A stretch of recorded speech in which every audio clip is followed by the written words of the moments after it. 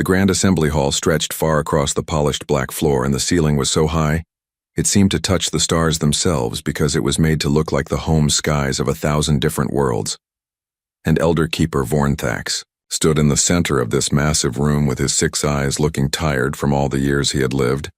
and he was about to call a meeting that would change everything for the galaxy and for the humans who sat quietly in the lower section of the hall waiting to speak their case. The hall was filled with representatives from 800 different species, and each one had traveled from distant stars to be here for this important discussion, and the air hummed with the sound of translation, devices that let everyone understand each other no matter what language they spoke, and Vornthax raised one of his long arms to signal that the meeting would begin, and the room fell silent, except for the soft buzzing of the technology that kept them all connected. Captain Daniel Price sat in the human section with his team, and he wore a simple uniform that had no decorations or medals, because humans believed in being practical rather than showy, and next to him sat Lieutenant Commander Lisa Martin, who was reviewing information on her tablet, and on his other side was Commander Jack Sullivan, who was reading through trade agreements and economic reports, and all three of them looked calm, but inside they were preparing for what they knew would be a difficult conversation. Vornthax began speaking, and his voice came through the translation system in every language at once, and he said that they were here to discuss a serious problem between the humans and the Zormak Dominion, and that the Zormak had filed complaints about human settlements in star systems that the Zormak claimed were theirs by ancient right, and the room stirred with interest because conflicts over territory were not common in the coalition, which had kept peace for 12,000 years through careful talking and compromise. A massive creature covered in red scales stood up from the Zormak section, and his size alone was impressive, because he was 3 times taller than any human, and his voice was deep and threatening when he spoke through the translators, and he said that humans had invaded 17 star systems that belonged to the Zormak people for 6,000 years, and that this was an insult to ancient traditions, and that the humans must leave immediately and pay for the damage they had caused. Daniel Price stood slowly, and his movement was simple and direct without any drama, and he adjusted his uniform and looked directly at the Zormak ambassador and said in a clear voice that the star systems in question had no inhabitants and no legal claims according to coalition law, and that humans had followed every rule and every procedure, and had filed all the correct paperwork, and had waited the required time before settling, and that they had broken no laws whatsoever. The Zormak ambassador made a hissing sound that the translators interpreted as anger, and he said that law was not the same as respect, and that humans moved too fast and claimed too much, and never asked permission from the species who had been in space for thousands of years before humans even discovered fire. And Daniel replied calmly that humans asked permission from the law, and that should be enough for anyone in the coalition. Vornthax watched this exchange with growing worry because he had seen something like this before in the old records that only Elder Keepers were allowed to read, and those records warned about certain patterns of behavior and certain mistakes that could lead to terrible outcomes, and he was beginning to see those patterns now in how the humans were responding to the accusations. The debate went on for many hours, and different species offered suggestions and compromises, and tried to find middle ground between what the Zormak wanted and what the humans would accept. But Daniel and his team politely refused every compromise, and their refusal was not angry or loud, but it was absolutely firm, and they said again and again that they would not give up territory that was legally theirs under coalition law. Vornthax noticed something that made his old hearts beat faster with concern, and it was that the humans were becoming quieter as the debate continued,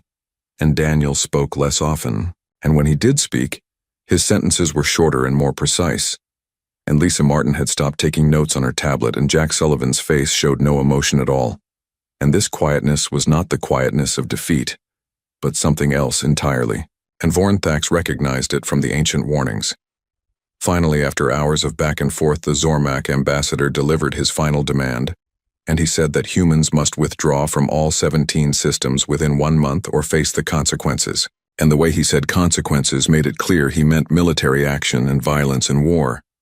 And the room became tense because the coalition had not seen war between member species in thousands of years. Daniel Price stood for the last time, and he was quiet for a moment before speaking. And when he did speak, his voice was calm, but there was something in it that made everyone listen carefully, and he said that humans would not withdraw from legally claimed territory, and that if the coalition wanted to change its laws about claiming systems, then humans would participate in that discussion, but that they would not be bullied into abandoning their rights. The Zormak ambassador's tail moved angrily, and he said, "Then we will make you withdraw." And there was silence in the hall after those words, because everyone understood that this was a direct threat of violence, and Daniel was quiet for 3 long seconds. And then he nodded once, and said in a voice that was almost too quiet, "Then this discussion is over," and he turned to Lisa and Jack and said, "We are leaving." Vornthax felt something he had not felt in centuries, and it was fear, and he called out to Daniel, and his voice had urgency that was not proper for diplomatic meetings, and he said, "Please, Ambassador Price, let us continue discussion, and that there was always room for more talking." Daniel paused at the entrance and looked back at Vornthax, and he said that humans came here in good faith and followed all the laws and made their case and were threatened with violence for exercising their legal rights, and that there was nothing more to discuss. Vornthax tried again and said that the coalition had maintained peace for 12,000 years through discussion, and Daniel replied that then the coalition should have discussed this with the Zormak before they threatened humans. And Lisa Martin spoke for the first time in 2 hours and said this quietly, and it was clear she was done being patient. The human delegation walked toward the exit, and Vornthax felt panic rising, and he called out again and said, "Please, honored guests, do not walk away in silence," and his voice carried the weight of ancient knowledge and fear. Daniel stopped at the doorway and turned back, and Vornthax saw something in the human's eyes that he recognized from the old records, and it was not anger, because anger could be reasoned with, and it was not frustration, because frustration could be calmed, and it was something far more dangerous and final. And it was decision, Daniel said in a voice that carried across the silent hall, that they were not silent, and that they were done talking. And then the doors closed behind the human delegation, and the room stayed quiet. For a long moment, Vornthax immediately accessed the restricted archives that only Elder Keepers could read, and he found the passage he was looking for, and it was written 8,000 years ago by Elder Keeper Malthuros, and it said, "Beware the quiet human, because when they rage they can be reasoned with, and when they argue they still seek resolution. But when they go silent and walk away, they have already decided what comes next, and they will not be stopped by words, ever again." Vornthax looked at the Zormak delegation, who were celebrating because they thought they had won, and he thought to himself that they were fools who had no idea what they had just done. And he knew that the galaxy was about to learn a hard lesson about what happens when you let a human walk away in silence. 3 weeks passed after the humans walked out of the assembly hall, and during those weeks Vornthax watched the reports coming in from across the galaxy with growing dread, because he understood what was happening even if others did not. And the human colonies in the disputed star systems had not evacuated as the Zormak demanded, but instead they had gone quiet in their communications, and what little information came out suggested they were building something, but no one knew exactly. What in the Coalition Intelligence Center, Vornthax studied the data with his assistant Ralmina, who was also from the Altheri species, and she looked at the same reports and said that the humans were clearly fortifying their positions and building defensive structures and orbital platforms, but nothing that seemed offensive, and maybe they would just defend their claims and wait for the Zormak to back down. Vornthax shook his head slowly and said that the humans were preparing for something much bigger than simple defense, and that they were not just getting ready to protect what they had, but getting ready for whatever they had decided when they walked out of that meeting. And Ralmina asked what he thought they were preparing for, and Vornthax said he believed they were preparing for war, but not the kind of war anyone expected. The Zormak Dominion was assembling a fleet just as they had threatened, and it was an impressive show of military power with 47 warships, each one a masterpiece of engineering that had defended Zormak territory for centuries. And the coalition issued statements asking everyone to show restraint, but took no real action to stop what was coming, and most species seemed to think the humans would back down when they saw such overwhelming force. Vornthax tried to warn the Coalition Security Council about what he saw in the patterns of human behavior, and he told them they were making a catastrophic mistake, and that human history showed clear patterns of how they responded to existential threats. But the Vrelian security chief dismissed his concerns and said that humans were too new to space and too divided among themselves to pose any real challenge to an established military power like the Zormak. The security chief said that the Zormak fleet was formidable and that humans would back down when they saw it coming, and Vornthax insisted that the chief had not studied humans closely enough, and that yes, humans fought among themselves often, but when they perceived a threat to their entire species or a fundamental injustice, they unified in ways that were terrifying, and that when they went quiet, it meant the switch had been thrown. Vornthax pulled up files from human history to show the Security Council, and he displayed images of human wars where entire cities had been reduced to ash and weapons that poisoned the very ground, and conflicts that killed not thousands or millions, but hundreds of millions. And he said these were wars humans fought against themselves, and asked the Council to imagine what humans would do to an external enemy if they were truly threatened. He reminded them of the Kelshan War 230 years ago, when humans were new to space and the Kelshan raiders attacked 12 human colonies and killed millions, and the human government filed protests and sought coalition help, but was ignored, and then the humans went quiet for 17 days. And when they emerged from that silence, they had retooled their entire civilization for war,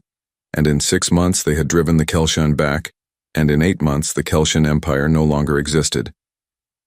The security chief said that the Kelshan were just raiders, and not a real military power. But Vornthax pointed out that the Kelshan had terrorized the outer regions of the galaxy for 400 years, and dozens of coalition species paid them tribute rather than fight them, and the humans destroyed them in less than 1 year. But the Security Council would not listen, and they said the Zormak fleet would launch in 2 days and they would see what happened, and Vornthax left the meeting knowing that his warnings had been ignored, and he went back to his private archive and began writing a document for future Elder Keepers so they would understand what had happened here. He titled the document, "The Third Critical Error in Managing Human Relations," and he wrote that the first error was assuming human emotions made them weak when in fact it made them unpredictable and dangerous, and the second error was assuming their short lives made them impulsive when in fact it made them ambitious and aggressive, because they tried to accomplish in decades what other species took centuries to do. The third error, he wrote, was the one happening now, and it was assuming that human silence meant human acceptance, when in fact it meant human decision, and that was the most dangerous thing of all on the human colony of New Dakota. In one of the disputed systems, Governor Paul Anderson stood with Colonel Amy Foster watching the defensive preparations, and Amy said the Zormak fleet would arrive in 48 hours, and asked if they were ready. Paul said they were ready for defense and that they could make the Zormak pay dearly for every meter of ground. But Amy pointed out that eventually the Zormak would overwhelm them with superior numbers, and she suggested evacuating the civilians while there was still time. Paul refused and said no evacuations, and Amy argued that they could have massive civilian casualties if this went badly, but Paul's face was hard as stone, and he said the moment they evacuated they admitted they did not belong here, and that they had been legally wronged and the coalition had failed them, and Earth had been silent for 3 weeks because they were not wasting time talking anymore but were doing something. Amy asked what they were doing, and Paul said they were making sure the Zormak would regret this for whatever time they had left as a species. And Amy felt a chill run through her, because she had served with Paul during the Kelshan War, and she knew that tone in his voice. On Earth in the Defense Coordination Center, Helen Brooks received a visitor, and Admiral Richard Hayes entered her office and said simply that it was done, and that Operation Silent Answer was ready to execute. Helen looked up from her displays and asked about the Zormaki fleet, and Richard said it was tracked and targeted, and that the moment the Zormak fired on New Dakota, the human response would begin. Helen asked if the coalition would condemn them, and Richard said to let them condemn, because Daniel was right, that humans were done asking permission to exist, and Helen asked how many ships were involved in the operation. Richard said 212 ships, and that every combat-capable vessel humanity possessed was now assigned to this operation, and that they had pulled ships from every sector, and that Earth herself had minimal defense at the moment, because everything was committed to this response. Helen asked about the targets, and Richard's face showed no emotion as he said, "Every Zormak," military installation and every shipyard and every orbital platform and every defensive satellite would be destroyed, and that they were not targeting civilians or colonies. But the Zormak ability to wage war would cease to exist approximately 4 hours after they attacked New Dakota. Helen was quiet for a moment and then said that was comprehensive, and Richard replied that the Zormak threatened humans with violence for following the law, and that they were about to learn what human violence actually looked like. Helen said the coalition would try to intervene, but Richard told her that all human ambassadors and diplomats and observers had already been withdrawn from coalition space and were coming home, and that they had sent the coalition a message saying you can have your coalition without us or you can have your coalition with us as equals. But you do not get to have a coalition where we obey your laws and receive none of the protections. Helen pulled up a star map and saw red markers for Zormak positions and blue markers for human fleet positions, and the blue markers outnumbered the red by a significant margin. And she asked quietly when they had built so many ships. Richard explained they had not just built new ships but had converted every bulk freighter and every mining vessel and every long-range transport into weapons platforms, and that if it could mount a weapon and move faster than light, it was now part of the fleet. And the Zormak thought they were facing the human military, but they were actually facing human civilization itself. Helen asked how long they could sustain this level of mobilization, and Richard said it did not matter because this would be over in a week, one way or another, and Helen authorized the operation with her biometric signature and said, "Then let us make sure it ends in our favor far across the galaxy." Vornthax felt the quantum fluctuations that his species was sensitive to, and it was like a precognitive awareness of probability streams, and every stream he could perceive led to fire and destruction and violence. He sent one final message to the Coalition Security Council, and he wrote that they had allowed a human delegation to walk away in silence, and that they had perhaps 3 days to undo this mistake before it became irreversible, and that after that point, they would all learn again why elder species feared humanity's potential. But the message was filed and ignored, just like all his other warnings. The Zormak fleet launched on schedule and began its journey to New Dakota, and the humans stopped talking entirely, and Vornthax knew that the galaxy was about to change forever.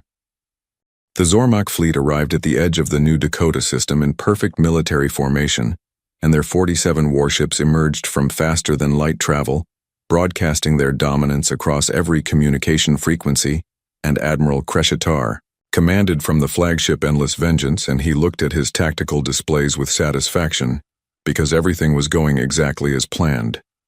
His tactical officer reported that the humans had only 12 orbital defense platforms and perhaps 30 small patrol craft in the system, and that this represented negligible opposition to the Zormak fleet. And Kreshitar said this was predictable, because humans were a young species who talked loudly, but were ultimately weak when confronted. With real military power, Kreshitar ordered his communications officer to broadcast their final demand on all frequencies, and the message went out in clear human language,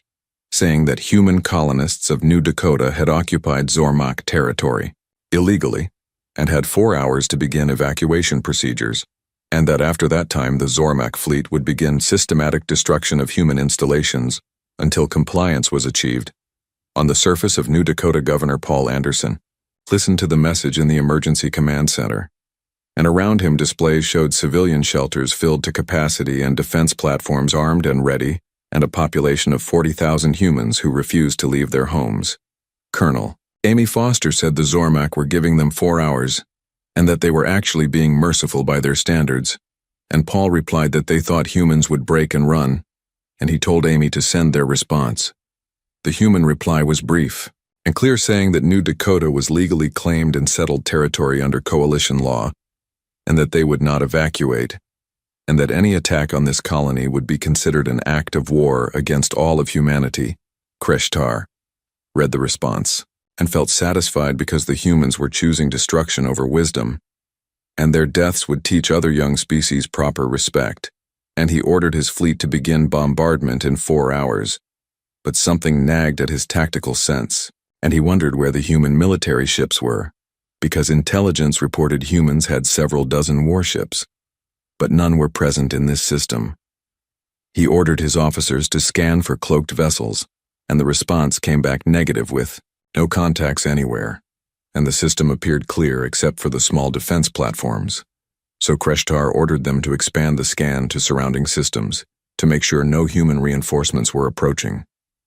The tactical officer began scanning, and then his voice became urgent as he reported massive, faster-than-light signatures on multiple vectors, all converging on their position, and Kreshtar demanded to know how many ships were coming. The tactical officer said the readings showed over 200 distinct signatures and that emergence would occur in 17 minutes, and Kreshtar stared at the display in disbelief, because the humans were not supposed to have 200 military ships. The tactical officer continued reporting, and said the mass readings were inconsistent with standard military vessels, and that some were military grade, but many appeared to be civilian profile ships, and it looked like the entire human merchant fleet had been converted to warships. Kreshtar understood in that moment what was happening, and the understanding brought horror because the humans had not just sent their military, but had armed everything that could fly, and his scales rippled with sudden alertness as he ordered full combat. Alert in fleet formation Delta 7, and told everyone to prepare for immediate engagement. The Zormak warships, which had been positioned for planetary bombardment, now scrambled to combat formation, but they were too close to the planet, and too clustered together and too confident in their superiority, and they were not ready for what came next. Space tore open along 200 different vectors at exactly the same moment, and the human fleet emerged like a swarm, and there were military cruisers, yes, but also bulk freighters with missile pods welded to their hulls and mining ships with drilling lasers retrofitted for combat, and passenger liners converted to drone carriers, and every ship humanity could make space, worthy, and army had come to this system, and they came in complete silence with no demands and no warnings and no speeches, and they simply opened fire. The battle lasted 8 minutes from first shot to final surrender. The Zormak fleet had been caught in terrible positioning and was outnumbered 4-1, and they fought with the desperation of professional warriors who realized too late they had made a catastrophic error, and they managed to destroy 7 human ships in the opening salvos. But the humans fought with cold mechanical precision that spoke of careful planning and absolute commitment.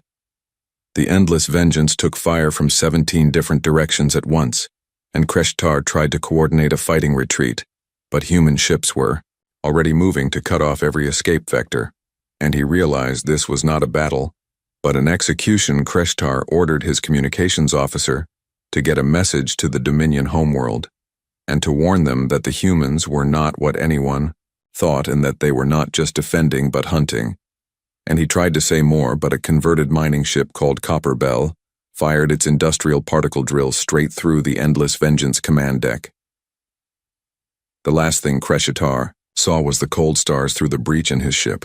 and his final thought was that perhaps the elder species had been right to fear humanity's emergence into the galaxy. When the firing stopped, there were 0 Zormak ships left operational, and 43 had been destroyed outright, while 4 had surrendered and been taken into custody, and the human fleet had suffered 22 ships destroyed and 38 damaged. But they had achieved total victory. Admiral Richard Hayes commanded the human fleet from the cruiser Determination, and he composed a brief after-action report to be broadcast on all coalition frequencies, and the message said that the Zormak Dominion had launched an unprovoked attack on human territory, and that their fleet had been eliminated, and that humanity would not tolerate violence against lawful settlements, and that any species considering similar action should reconsider carefully. But the human fleet did not stop at New Dakota, because while the Zormak fleet had been engaging the Defense Force, another 140 human ships had been moving on separate vectors toward other targets, and they emerged at every major Zormak military installation simultaneously. The Zormak Home Defense fleet scrambled to respond, but they were too late, and human ships swarmed every Zormak orbital station and shipyard and defense platform, and the humans were careful not to target civilian infrastructure or population centers, but every military asset the Zormak possessed was systematically destroyed. The Dominion High Command tried to surrender after 3 hours of this assault, and the human fleet stopped firing immediately, but maintained their positions around every Zormak military facility, and the terms of surrender were broadcast clearly saying complete demilitarization and reparations for all human military expenses, and formal recognition of human territorial claims. The Zormak had no choice but to agree to every demand in the Coalition Assembly Hall. Species that had ignored Vornthax's warnings now watched in stunned silence as reports came in from across Zormak space and the Zormak Dominion, which had been a significant military power for 6,000 years, had been effectively neutralized as a fighting force in less than one standard day. The Varelian security chief asked in a whisper how the humans had mobilized so quickly and how they had coordinated such a massive operation across multiple star systems, and Vornthax, who had been silent since the fighting began, finally spoke and said it was because while the coalition was talking, the humans were doing, and while everyone was debating, the humans were building, and while everyone assumed, their silence meant acceptance. The humans were planning exactly this outcome.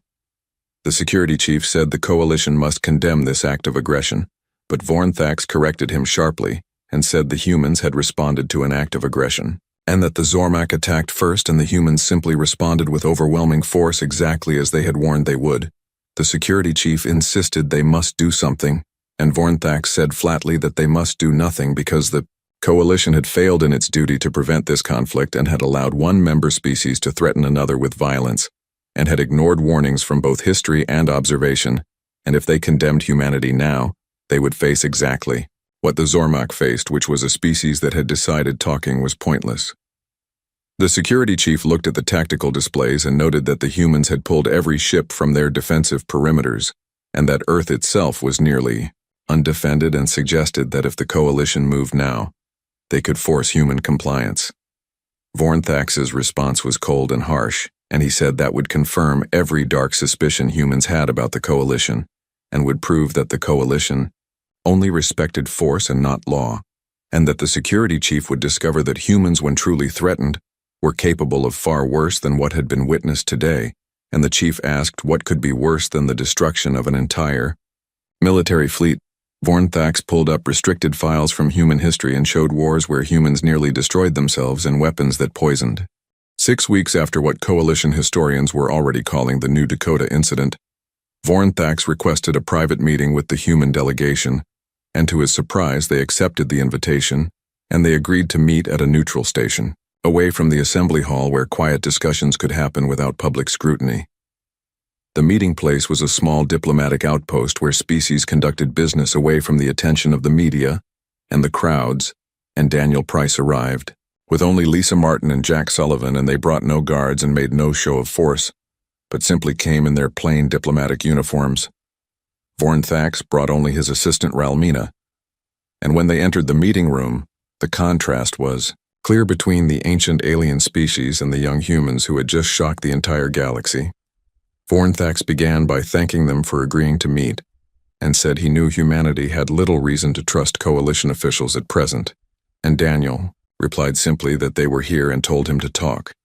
The directness was very human, with no ritual greetings and no ceremonial words, and Vornthax appreciated the efficiency, even though it made him uncomfortable, and he said he wanted to understand something and asked if, when they walked out of the assembly hall, they had already decided everything. Daniel exchanged glances with Lisa and Jack and said not exactly, and explained that every nation keeps contingency plans for potential conflicts, but that the decision to activate those plans happened when they walked out and that they had options prepared. But the choice to use them was made in that moment. Vornthax asked why they made that choice when the Zormak had not attacked yet and when diplomatic options still remained, and Lisa responded by asking him a question in return, and she said in that assembly hall they had presented a legal case and followed every procedure and done everything right, and yet the Zormak threatened them with violence and the coalition did nothing. Vornthax started to say the coalition was attempting to mediate, but Jack interrupted and said the coalition was allowing a strong member to threaten a weak one, and that humans were not idiots and knew how the galaxy worked, and that the Zormak had been coalition members for thousands of years, with relationships and trading partners and political connections, while humans were barely in the door, and the coalition was never going to rule against the Zormak. Vornthax wanted to deny this, but honesty prevented him, and he admitted that perhaps there would not have been a ruling in humanity's favor, but suggested there could have been compromise.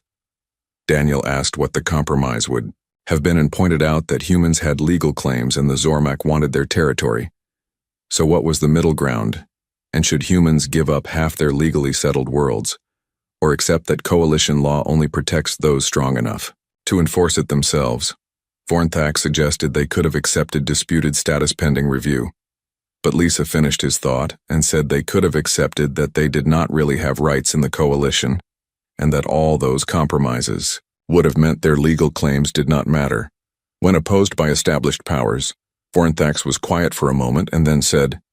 "So they decided war was preferable," and Daniel corrected him and said they decided respect was preferable, and that humans were not interested in being feared, but in being taken seriously. He explained that the Zormak thought humans were weak because they were young,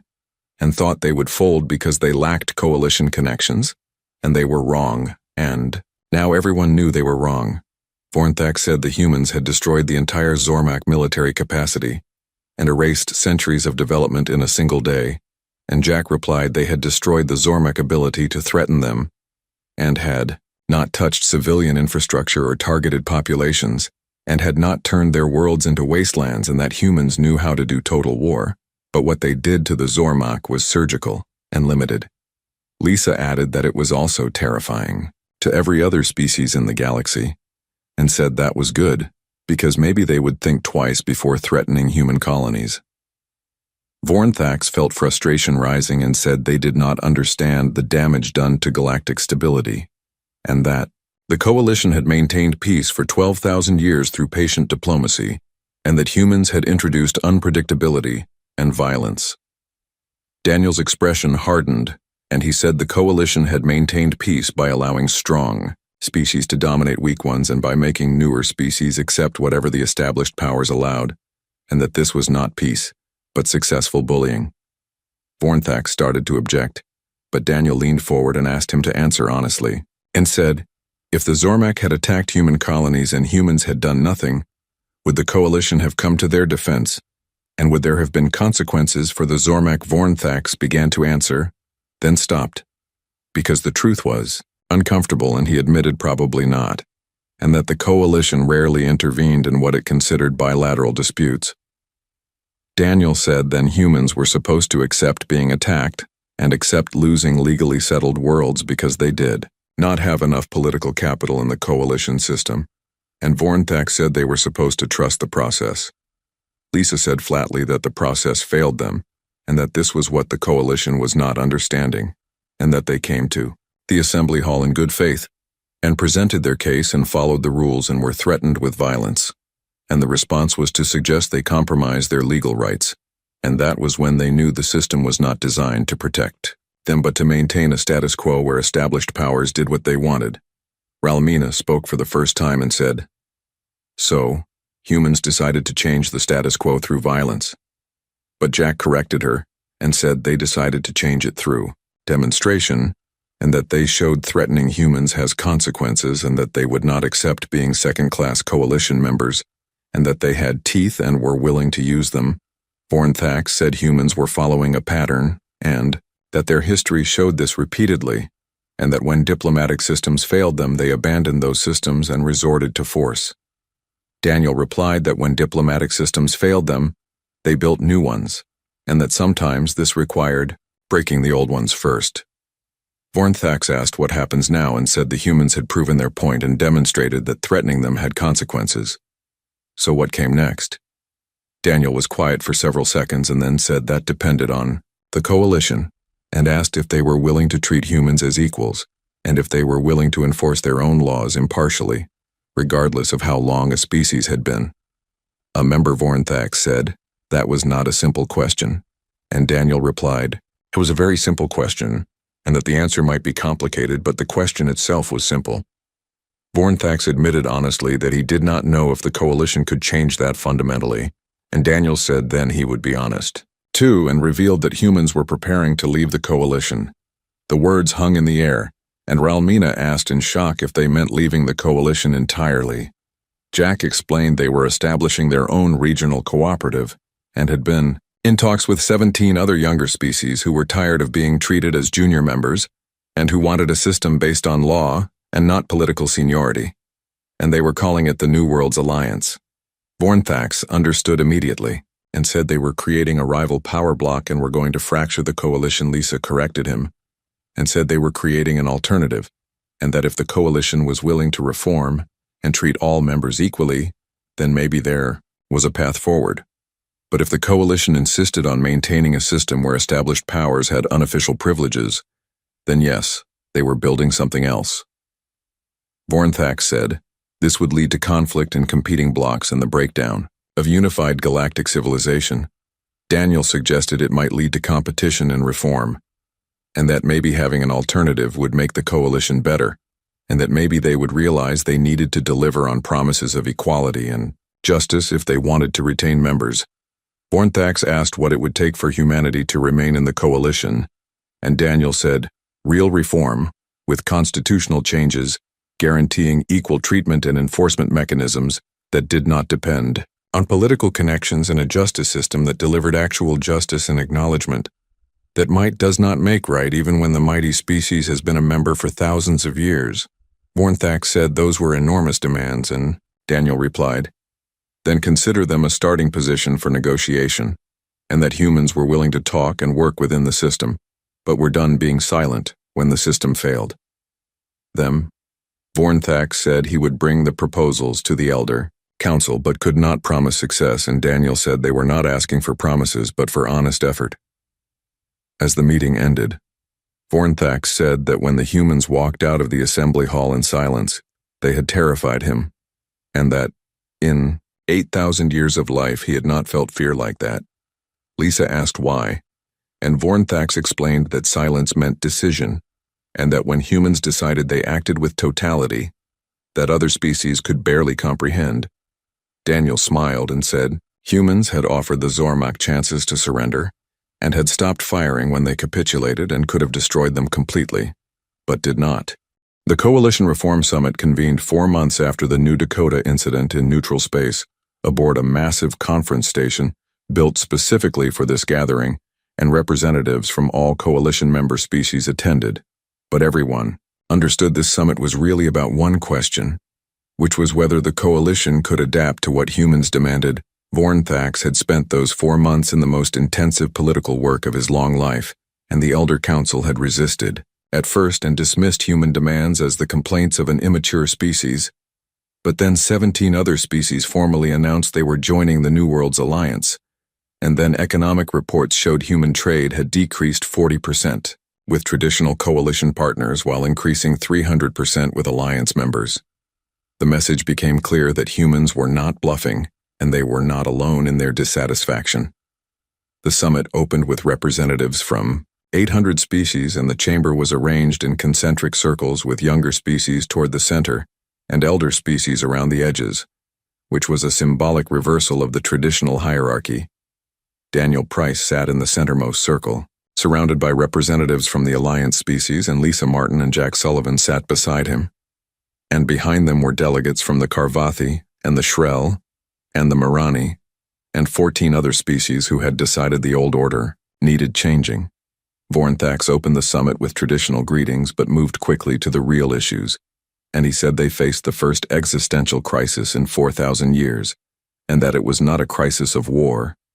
but a crisis of legitimacy, and that younger members believed the system had failed them, while some elder members believed the system was beyond reform, and they had 6 months to prove both groups wrong. The Vrelian security chief, who had opposed reform at every step, rose to speak and said the coalition had maintained galactic peace for 12,000 years,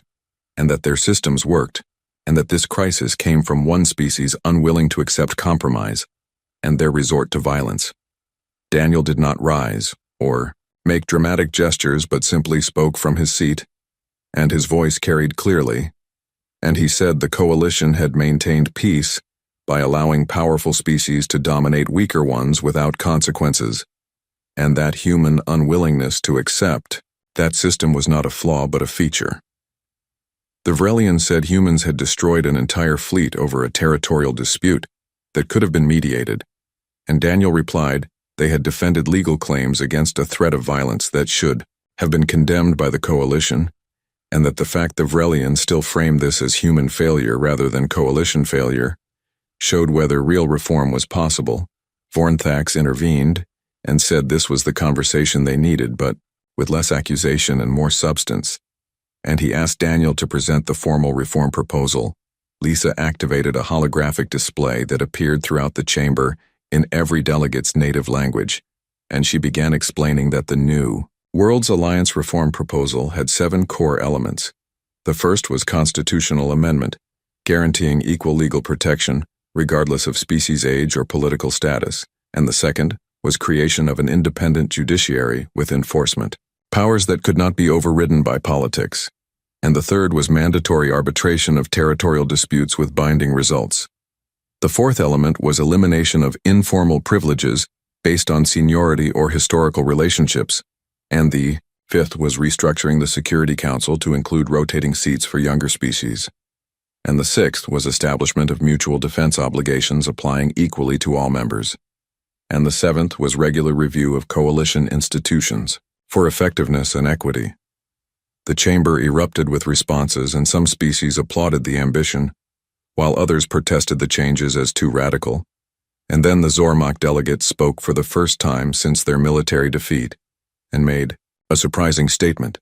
The Zormak delegate said his people supported the proposal, and shocked silence followed his words. He continued and said the Zormak had learned a hard lesson and had believed their age and power gave them informal privileges, but were wrong, and that humans had taught them that power must be constrained by law, or it invites destruction, and they supported reform because they did not wish any other species to learn this lesson as painfully as they had. Vornthax felt hope rising, because if the Zormak, who had been humiliated and defeated, could support reform, then perhaps others could as well. But the Vrelian remained unmoved, and said the Zormak supported this because they were defeated, and that the rest of the coalition should not have to remake galactic civilization, because one elder species made a mistake, and one young species overreacted. Jack stood and said, this was not an overreaction, but 37 species representing 12% of coalition population, and 18% of economic output, saying the current system did not work for them, and asked if the Vrelian could dismiss all of them as easily as dismissing humanity. A Karvathi delegate rose and said his people had been coalition members for 3,000 years and long enough to understand the system, and they agreed with humans that informal privileges and political considerations that override law, and the assumption that age equals wisdom, had created a system that stifled progress. And they supported reform. One by one other delegates rose, and some supported reform while others opposed it. But the lines were not simply young versus old, and some elder species seeing the future endorsed change, while some younger species comfortable with the current system resisted it. The debate continued for 3 days and became heated at times, but slowly a consensus began forming. On the 4th day, Vornthax called a private session of only the Elder Council, which included 23 species who had been coalition members for more than 5,000 years, and these were the ones who truly held power. Vornthax told them they faced a choice between resisting reform and watching the coalition fragment, or leading reform and maintaining relevance in a changing galaxy. The Vrelian insisted they had built this coalition and it reflected their values and experience and wisdom earned over millennia, and asked why they should change it to satisfy species barely out of their home systems. Vornthax displayed demographic and economic projections and said those young species were the future, and that in 500 years, the Alliance species would represent 40% of galactic population and 60% of economic activity. And in 1,000 years, they would be the majority, and the choice was to adapt and remain partners, or resist and become irrelevant. The Vrelian said Vornthax was asking them to give up power, and Vornthax corrected him and said he was asking them to share it. An Altheri delegate, who was one of the oldest species, spoke, and said he remembered when the Vrelians were young upstarts demanding reform 7,000 years ago, and the elder species of that time resisted, and the coalition nearly collapsed, and they barely avoided catastrophic fracture. And now they were the elder species, and history was repeating, and the question was whether they were wise enough to learn from it. The debate in the Elder Council was brutal and honest in ways public sessions could never be, And these were species who had shaped galactic civilization for millennia, now confronting that their era of dominance was ending. The Vrelian finally asked the critical question, and said if they supported reform would the humans stay in the coalition. Vornthax admitted he did not know, but said he knew, if they did not support reform, the humans would definitely leave and would take a quarter of the coalition with them. The vote was close, but reform won with 16 elder species supporting change and 7 opposing. When the summit reconvened, Vornthax announced the Elder Council's decision to support the reform proposal with modifications, and the next 4 weeks were spent negotiating details and compromising on implementation and crafting language that balanced idealism with practicality. The final reform accord was less ambitious than the Alliance wanted, but more substantial than conservatives feared, and it guaranteed equal legal protection and created an independent judiciary with real power, and restructured governance to include younger species, but preserved some traditional elements and implemented changes gradually over 50 years. On the final day the vote was called, and each species cast its decision publicly. The reform accord passed with 78% support. Daniel stood to address the assembly and said the New Worlds Alliance accepted the accord and would remain coalition members and work within the reformed system, but would maintain their alliance as a caucus representing younger and smaller species, and if reforms failed or promises were not kept, they would revisit the question of separate organization. Vornthax felt relief and exhaustion, and said the coalition thanked the alliance for partnership and that they all had much work ahead. Later, Vornthax met privately with Daniel one final time and said the humans had won and forced the most comprehensive reform in coalition history. Daniel said they had not won but negotiated a compromise and that the accord was less than they wanted, but more than the coalition wanted to give. And that was what compromise looked like. Vornthax said Daniel could have pushed harder with the leverage he had, and Daniel replied that pushing harder would have broken the coalition, and they did not want that, but wanted it to work and deliver on its promises.